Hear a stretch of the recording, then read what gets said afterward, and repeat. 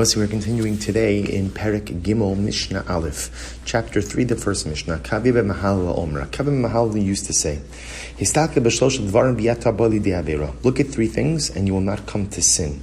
Number one, da me'ayin basa. Know from where you have come. And where are you going? And before whom are you going to give? Literally, reckoning and accounting. So now, Kavi Mahala answers all of these questions. Me'ayin basa, from where did you come? Mitipas rucha, from a putrid drop. Ula'ana taholech, where am I going back to? L'makom afar rima vitolea, to a place of dust and worms. And before whom am I going to give ultimate judgment, reckoning, and accounting? Before the Ribbon Shalom. A very overwhelming Mishnah. So the Rabbeinu Yonah explains, he says, what does this mean? He says, what does it mean that ultimately look at these three things and you won't come to sin? So he says, number one is Dam Ayin Basa, from where did you come? Now, the idea that Rabbeinu Yonah says is sin is often a manifestation of arrogance, of gaiva.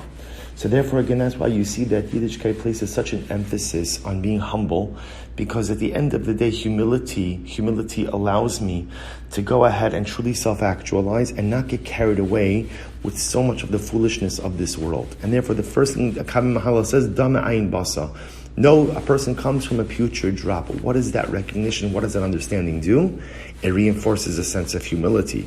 Similarly, Ula'ana taholech, where am I going? And again, the Mishnah answered, to a place of dust, of worms, the body decomposes. Here the Rabbeinu Yonah says, not only does this reinforce a sense of humility, but it also prevents a person from getting too carried away with the materialistic pursuits of this world.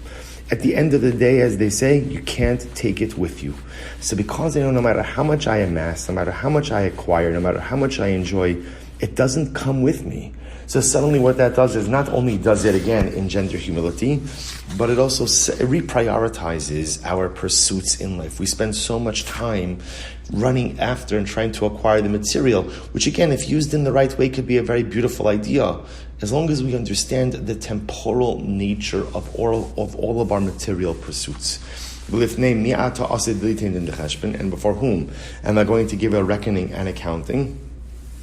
So this, at the end of the day, a recognition of, if a person knows that for every single action, I'm going to have to defend it in front of HaKadosh Baruch Hu.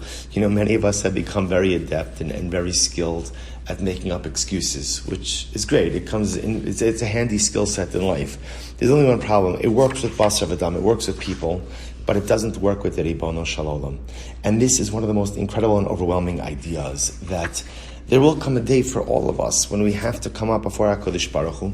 And it's always important to understand that the Ribbon Shalom wants us to be successful in judgment and wants us to have a beautiful Olam Haba. But with all that being said, there's also an accounting and there's a reckoning. And I have to explain my actions. So just know, says Akavi b'mahalawal, that at the end of the day, you're going to have to defend your actions. And if something is indefensible, if I know already now in my own mind that it's not really defensible, then why do it? Whatever amount of pleasure, which is going to be limited at most, whatever amount of gain, which is always going to be limited as well, is it worth having to stand before HaKadosh Baruch Hu and not being able to defend it?